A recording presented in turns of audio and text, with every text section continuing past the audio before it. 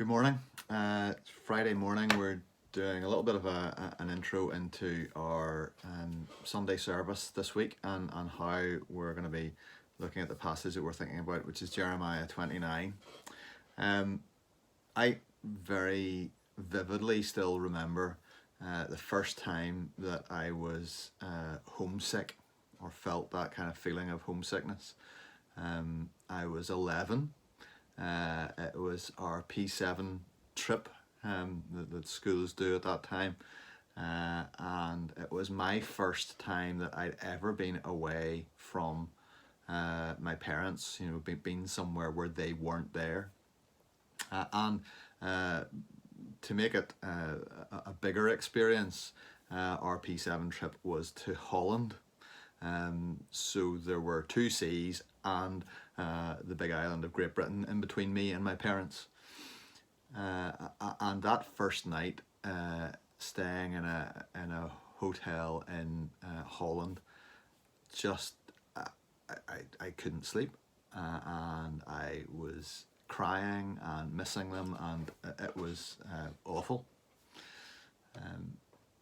Put yourself in the position of people who have been taken somewhere against their will. I wanted to go to Holland, but put yourself in a position of people who have been taken somewhere against their will, away from everything that's familiar, away from familiar surroundings. They've been put in a big city, the biggest city on earth at that time, full of people from other nations and places that they'd never encountered before, and seeing their whole lives turned upside down.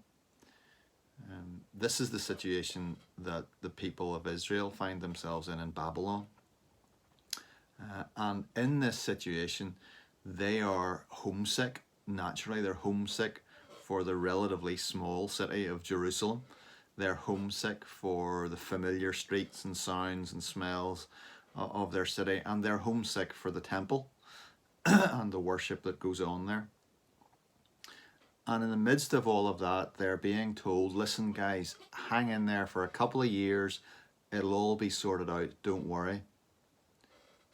There were false prophets who were telling them this message.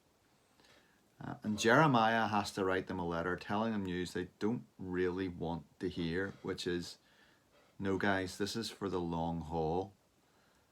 This is going to be 70 years before this exile comes to an end. That's how long you're going to have to hang in for. And so they're going to have to get over the homesickness, and they're going to have to settle down into the place that God has taken them into because of their sin and because of their rebellion against Him. It was a hard message to deliver, I'm sure, for Jeremiah, and a hard message for the people to hear. But what we'll discover on Sunday is that in the midst of that hard message, there is hope. Because God promises to give to His people a hope and a future. And that's what we're going to be thinking about on Sunday morning. We live in hard times. We're homesick for the days before COVID-19. The days when you could hug people, when you could shake hands with people. The days when you didn't have to wear a mask in a shop or in church.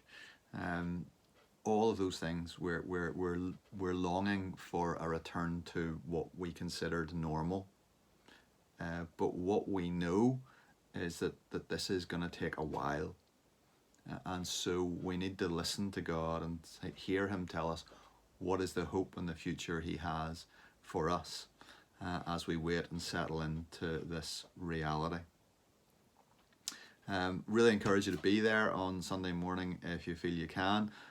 Really encourage you to get there reasonably early, from about 10:40, 10:45 onwards. We'll be filling up the church.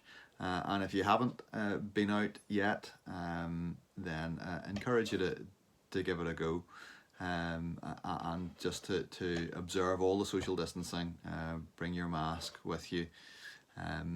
Boys and girls, bring a pencil case with you. There'll be worksheets for you to do as well during the service again, and would really love to see you gathering out for worship if you feel you can, or if you feel you've been out a couple of weeks, you want to give somebody else a chance to go there, and then by all means do that. In fact, what I would suggest is if you've been out for a couple of weeks and you know maybe someone who hasn't been out and you'd like to encourage them to go, just say to them, look, I'm not going to go this week, I'm going to let you go. And that will help us as well with the numbers in church. And you can always watch us on the live stream, which we're working at all the time to make better for you. So we'd love to see you. We'd love you to worship with us, whether physically in the building or at home. And trust that you'll be able to join with us on Sunday as we worship God together. God bless.